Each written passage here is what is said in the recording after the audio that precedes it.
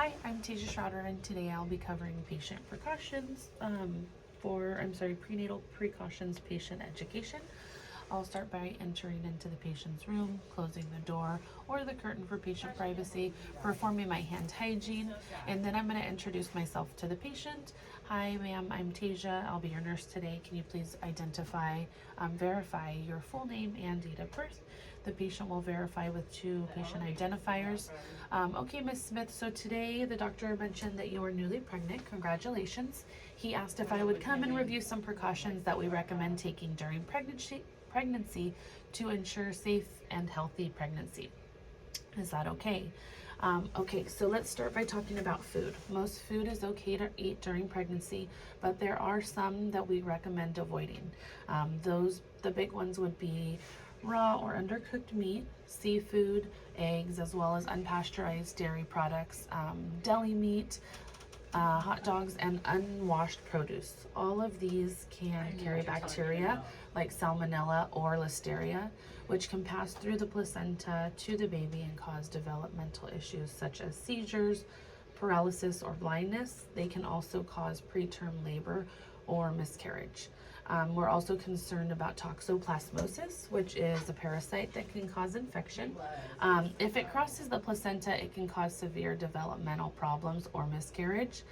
Additionally, we also recommend avoiding high mercury fish such as shark, swordfish, king mackerel. Because of the high mercury levels, this can affect fetal brain development and birth weight and preterm labor. Now let's talk about medications and supplements. It's very important to speak with your doctor before starting any new medication or supplement, and to weigh the risks versus the benefits. Generally, safe medications during pregnancy include acetaminophen, which is Tylenol for pain or fever, and antacids like Tums for heartburn, and second generation antihistamines such as Claritin or Zyrtec for allergies, typically after the first trimester.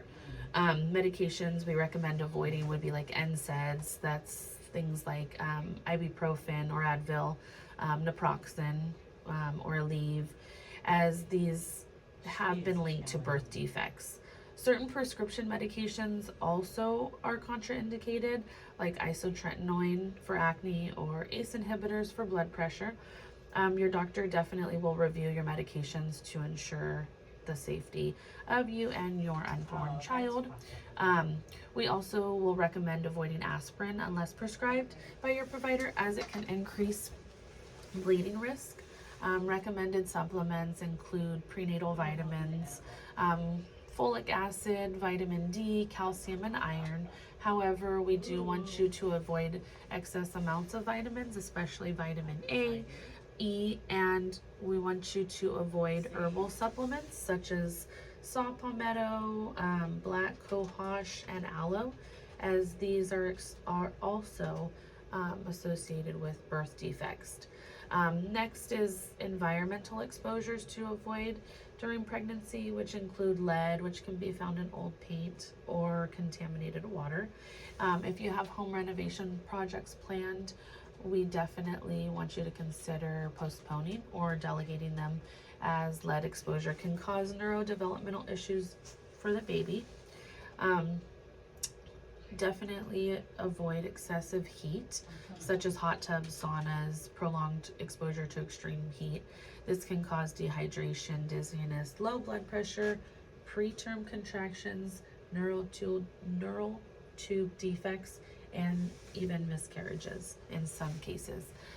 Definitely be cautious with pesticides found in unwashed produce, household products, or gardening chemicals. If possible, just avoid handling them altogether, because they can disrupt hormones and may affect fetal brain development. Drugs and alcohol and tobacco should be avoided completely during pregnancy. These are linked to miscarriages, preterm birth, maternal high blood pressure, and fetal alcohol syndrome. They can also cause withdrawal symptoms in the baby or newborn, known as neonatal abstinence syndrome. Tobacco use increases the risk of low birth weight, heart and lung defects, asthma, ADHD, and also SIDS. If you need resources or support to stop substances or substance use, definitely we can connect you with them. And then in terms of traveling, the safest time to travel is during the second trimester, between 14 and 28 weeks. Always remember to stay hydrated, bring a copy of your medical records, and if you are driving, limit the travel to 6 hours per day, with frequent breaks to walk around and prevent blood clots. Wearing compression socks or stockings can also help reduce this risk. We want you to avoid travels where Zika or malaria are prevalent and consider limiting travel in the third trimester due to increased risk of preterm labor and preeclampsia. Finally, we're definitely going to discuss dental health. Pregnancy can increase the risk of gingivitis, cavities, and enamel erosion, especially if you're experiencing morning sickness. Routine dental cleanings and fillings are generally safe during pregnancy, ideally during the second trimester. X-rays can also be performed and with the proper shielding. This definitely is a lot of information, so please let me know if you have any questions or would like additional resources, or if you would like me to go over anything again, I'd be happy to. I also will go speak with the doctor and check back with you shortly. Thank you so much.